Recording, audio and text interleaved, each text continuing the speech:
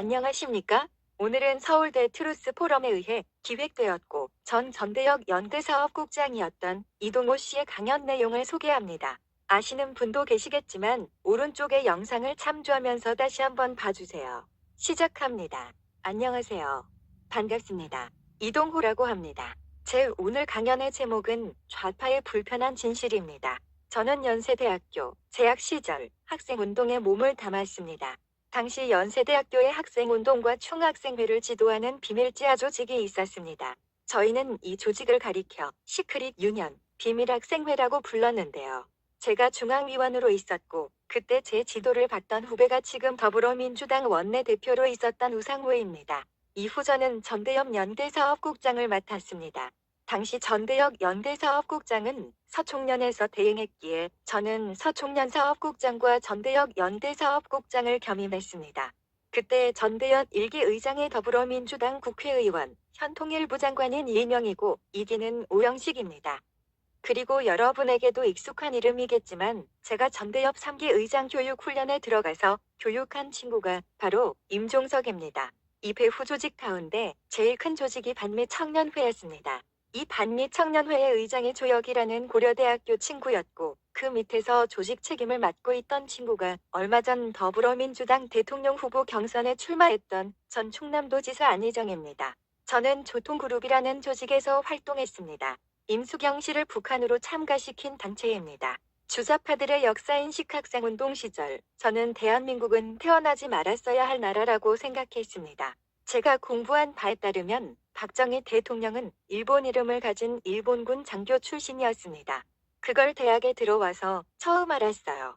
이승만이란 사람은 평생 동포의 후원금으로 생활한 사람이라고 가르치더군요. 저는 정말 그런 줄 알았고 게다가 대한민국은 미국의 식민지이다라고 말했어요. 저는 정말 그렇게 믿었습니다. 이후 한국 현대사도 다시 봐야 했고 철학도 다시 봐야 했습니다. 그때 박정희를 다시 봤어요. 이승만도 다시 보고 이승만을 다시 접하고서 흐르는 눈물을 감출 수가 없었습니다. 이런 척박한 나라에 하늘이 이런 위인을 준비했구나. 이분 덕분에 아무것도 모르는 조선 백성들이 자유민주주의를 받아들이고 실천할 수 있었구나. 그 다음에는 박정희로 갔죠. 아니, 민중을 수탈한다는 나라에서 점점 더 부익부 기니핀이 된다는 나라에서 대한민국의 중산층은 계속 커져갔어요. 내가 배운 책에 따르면 분명히 이 나라는 망해야 되는데 국민들의 삶은 날로 풍요로워졌어요.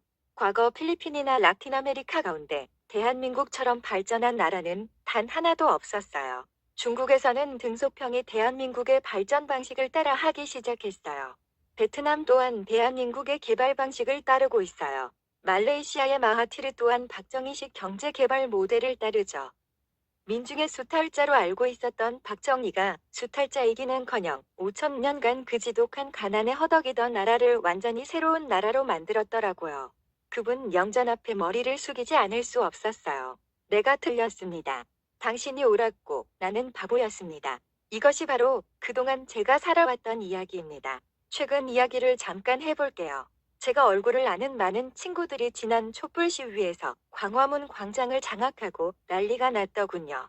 이거는 체제전복 활동입니다. 이 체제전복 운동을 주도하는 핵심 세력은 80, 90년대에 훈련된 사람들입니다. 전교조요? 저희가 많이 키워서 보냈습니다. 주체사상과 북한의 혁명 역량으로 그 사람들을 무장시켰어요. 바로 저희가 했던 일입니다. 언론계는 물론이고 법조계도 많아요. 민변 아시잖아요. 문화계도 엄청나게 많습니다. 그들이 지금 각 분야에서 이 사회를 저편향으로 투쟁 일변으로 몰아가고 있습니다. 2016년도에는 최순실 사건이 터졌어요. 한번 생각해 보세요. 그 사람 이름도 최서원으로 바꿨더라고요. 그런데 왜 최순실이라고 부르나요? 최순실이라고 불러야 멍청해 보이잖아요. 뭔가 촌스러워 보이고 무지한 여자라는 느낌이 들고. 그런데 최서원 씨는 외국에 유학을 다녀왔더라고요. 압구정동에서 학원을 해서 성공하기도 하고. 그런데 완전히 아무것도 모르는 일자무식의 여자로 몰아갔잖아요. 그리고 K스포츠 재단의 정동춘이라는 사람은 최서원 씨가 다니던 안마시술소의 원장이었다고 모든 언론이 난리였죠. 나중에 얘기 들어보니까 멀쩡하게 서울대 나온 사람이더라고요. 서울대에서 체육학을 전공해 박사학위까지 받은 서울대 체육학 박사였어요. 그리고 헌법재판소를 협박하기 시작했어요. 헌법재판소가 그 협박에 굴복했고 결국 대통령은 아직 자신의 죄가 뭔지도 모르는 채 탄핵을 당해서 감옥에 가 있어요. 본인은 부인하고 있잖아요. 그러면 확정되기 전까지는 무죄 추정 아닌가요? 이렇게 그들은 전략 전술을 따르고 있다는 겁니다. 자유민주주의 체제는 쉽게 선동에 넘어갑니다. 80년대 학생운동은 70년대와는 또 다릅니다. 70년대에는 공산주의 운동인 막스주의와 레닌주의가 주축이었지만 80년대 중반의 학생운동에 스며든 것은 다름 아닌 북한의 주체 사상이었습니다. 주자파가 어떻게 생겨났는지 이야기해 보겠습니다. 84년도 학생운동 당시 서울대 김영환 그룹이 학생운동 내부 주도권 다툼에서 밀렸습니다. 이후 이들은 단체사상연구라는 조직을 만들어서 단파라디오로 북한 방송을 청취하기 시작합니다. 통일혁명당의 하부 세력에 있던 사람이 누구인지 아시나요? 한명숙과 그의 남편입니다. 한명숙이 바로 통일혁명당의 하부 조직원이었습니다. 서울대 경제학과 출신으로 통일혁명당의 기독교 책이었던 박성준이라는 사람이 한명숙을 끌어들였습니다. 한명숙이 부패 혐의로 감옥에 들어갈 때 국회의원들이 한 5, 60명 떴을걸요? 왜 그랬을까요? 남한 주사파의 원조니까요. 울고불고 난리가 났죠. 그동안 한국의 적화 현상은 과연 어디까지 왔나?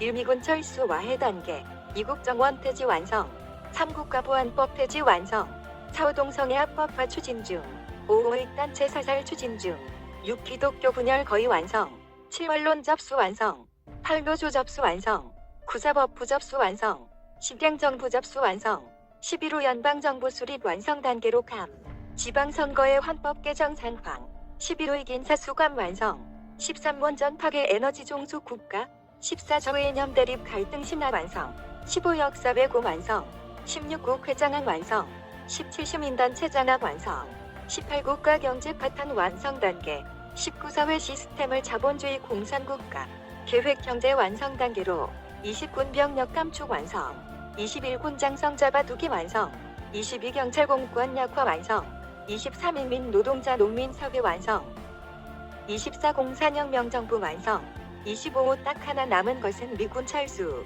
그리고 멀지 않아 사회가 혼란하다고 군과 경찰을 동원하여 국민을 통제할 것이다. 국민들은 저항 한 번 못하고 꼼짝없이 자연스럽게 국가가 전복되는 것이다.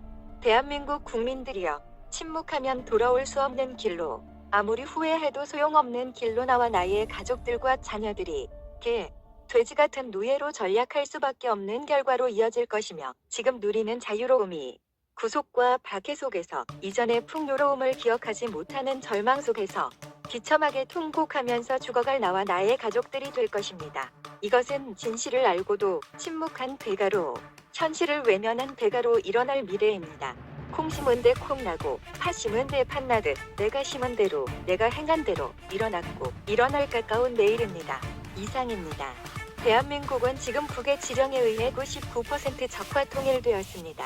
가까운 미래의 어느 한순간 갑자기 대한민국은 적화될 것입니다.